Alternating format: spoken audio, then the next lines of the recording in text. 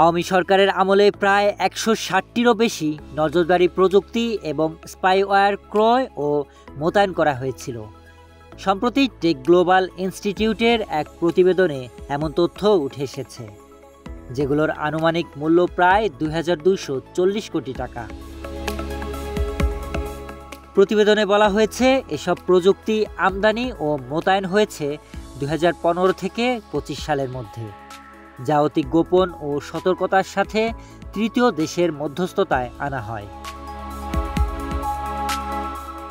গত এক দশকে বাংলাদেশের নজরদারি ব্যবস্থা ঔপনিবেশিক আমলের পুলিশিং থেকে আধুনিক সাইবার ভিত্তিক নেটওয়ার্কে রূপ নিয়েছে।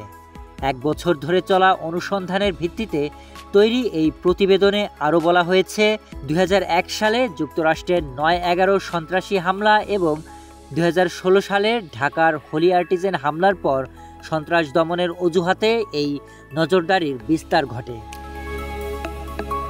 অনুসন্ধানে উঠে আসে, এই সাইবার নজরদারি রাজনৈতিক বিরোধী, সাংবাদিক, অ্যাক্টিভিস্ট ও সাধারণ নাগরিকদের লক্ষ্য করে ব্যাপকভাবে ব্যবহৃত হয়েছে, বিশেষ করে নির্বাচন ও গণবিক্ষোভের সময়।